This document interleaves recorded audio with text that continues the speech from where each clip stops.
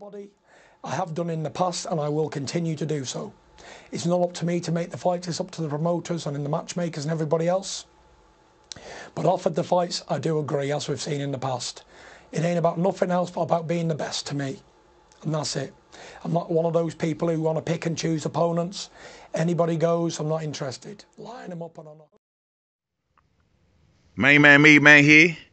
Y'all know how I get down. We talking boxing, man. So it seems, as per the words by the WBC, whom had ordered a fight or a rematch between Tyson Fury and Deontay Wilder, the fight is now off. The fight is now off. Damn.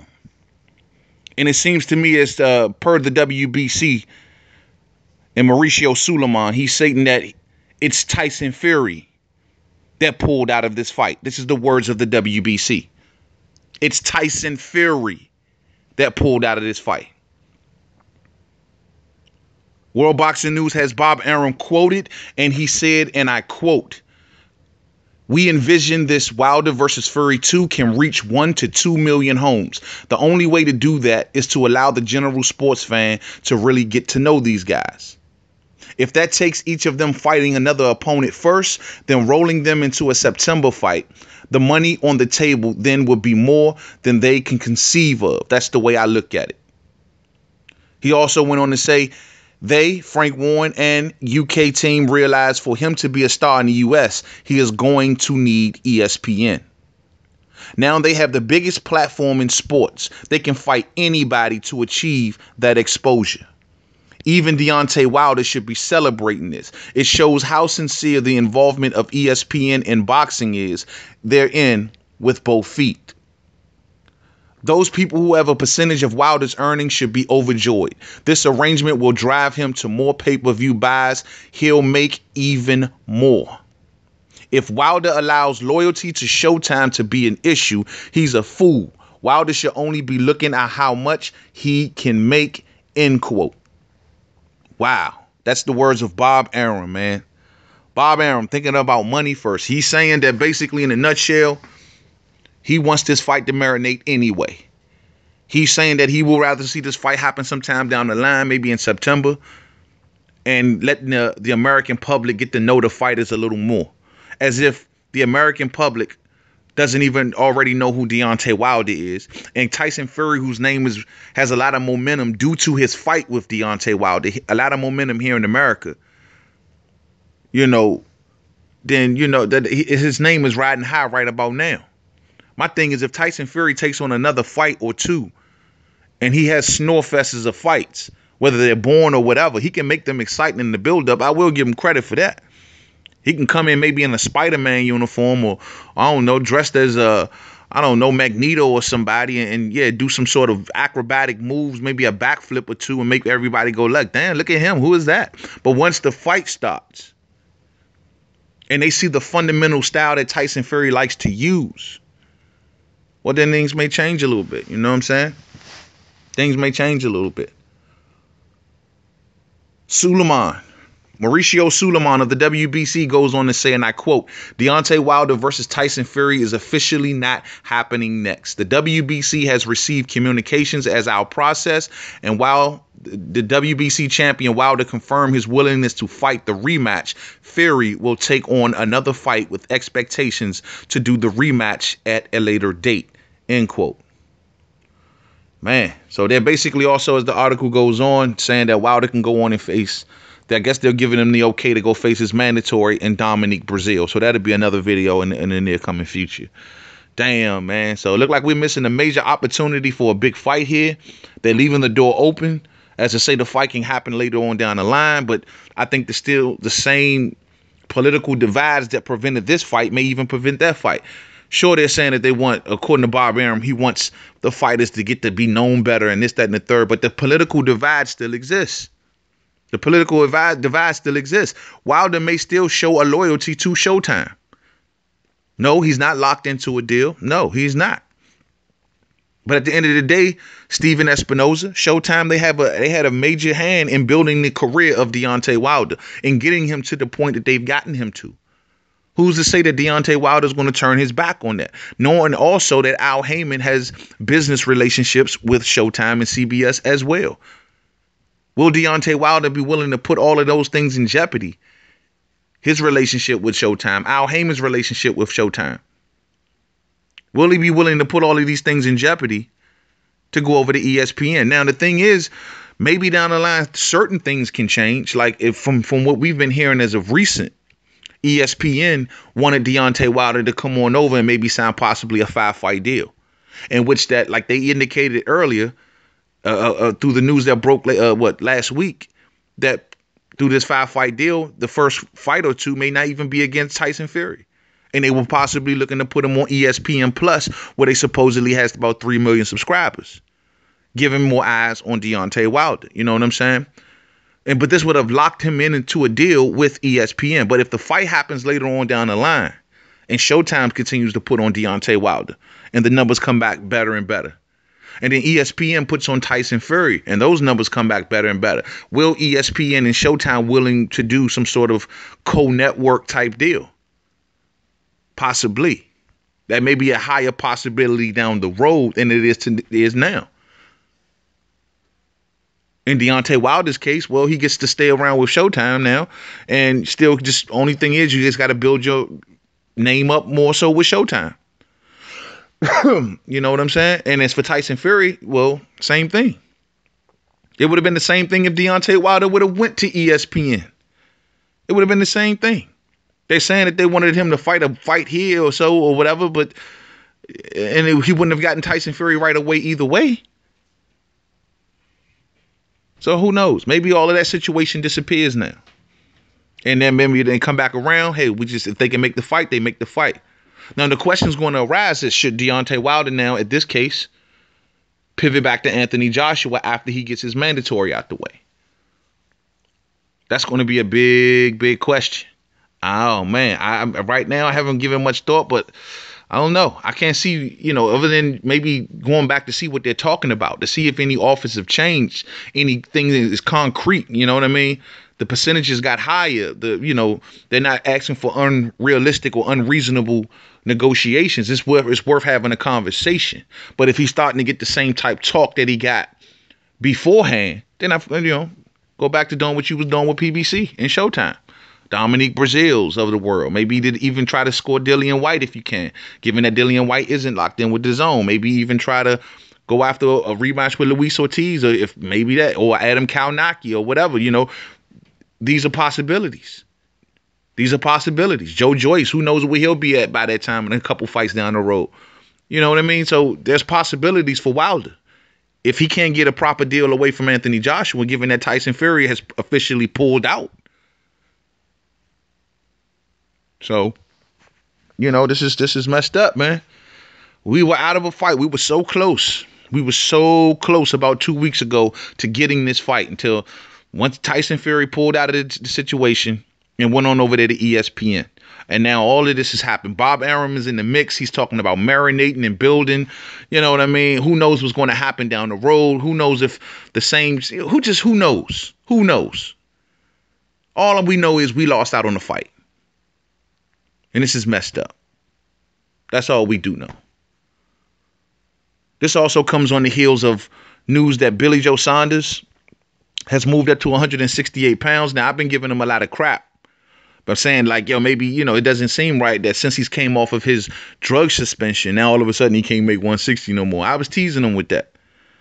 But the realistic also, or should I say the alternative argument can also be that given that ESPN is now in the mix, this shakes up things big time.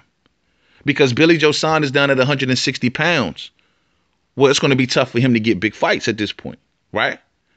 The only possible fight that would have been fell in his lap, which would have been a good fight, would have been Jamal Charlo. Given that Jamal Charlo rocks with PBC and still doing business with Showtime, that would have been a possibility, maybe. But who knows? It could have been like this, similar to this situation. But all we do know is that Eddie Hearn attempted to sign Billy Joe Saunders and offer him $15 million. And it's being said that Billy Joe Saunders will be declining that. to stick around and stay with Frank Warren, and maybe even get his U.S. fight shown on ESPN.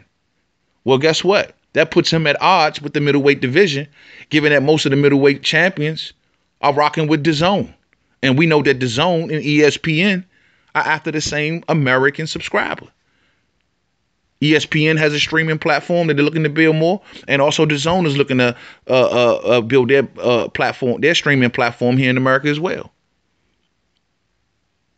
Daniel Jacobs rocks with DAZN, right? Demetrius Andrade rocks with DAZN, which now is because Demetrius Andrade was down for the rematch.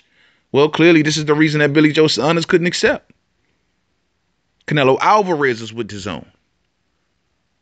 So now Billy Joe Saunders is talking about going up to 168 pounds and fighting for the WBO title.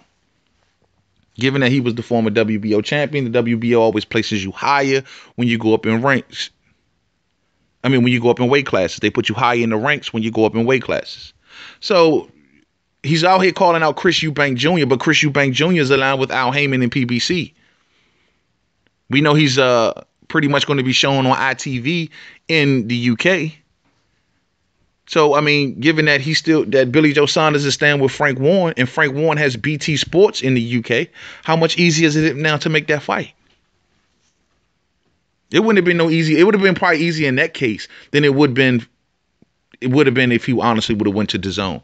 But it still would have been a headache to make. And now that he's going to be over there on being shown on ESPN here in America, well, Chris Eubank Jr. may not have too much allegiance with Showtime, but if Al Heyman says this is what he wants, that's what's going to happen. So it's just this whole ESPN thing, man. It's good. I guess it's good for the fighters. People are like, man, you should be happy for the fighters and this, that, and the third. But it just messes things up, man. It messes things up big time. You got Deontay Wilder out here going in on Tyson Fury on Twitter. I read this tweet from Tyson Fury. I will fight anyone in the world of boxing. Don't use boxing politics as an excuse not to challenge me, the lineal heavyweight champ, at Bronze Bomber, at ESPN, at Frank Warren TV, at Bob Arum, in which Deontay Wilder responded. Now, this is funny. You sorry motherfucker. We knew you only said this because you knew you wasn't fighting me next. Hashtag clout chaser. You requested a warm-up fight first. I don't blame you, though.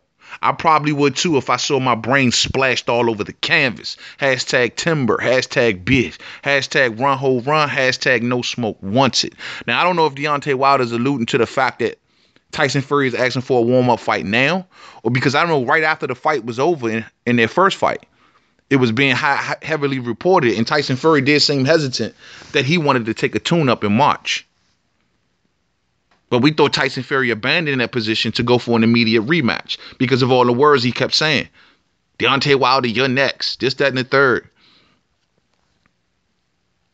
But I don't know if Deontay Wilder is saying now, post your ESPN deal, you went to them requesting a warm-up first. Putting all this crap in the middle. And now he's going to be speaking on Deontay Wilder, speaking on Anthony Joshua, when he clearly knows that those fights are not available, because just like the audio that I played, Tyson Fury is saying he don't make his fights. He's going to do what his promoters and matchmakers say. And at this point in time, Tyson Fury got not one, but two promoters. Tyson Fury has also a network that he's obligated to. So he has three entities that he has to go through to make his fights. How many obstacles has he putting up? But he wants to fight anybody, though. You know what I'm saying? He wants to fight anybody. This is crazy to me, man. This whole situation is just fucked up. They could have did this. Don't give me no talk or no crap about, oh, main man. Tyson Fury, he had to do this for the money. He had to go after the bag. That's what when I first heard this, I was like, yeah, he got to go for the bag. But then when you look deeper into it, you say, hold up.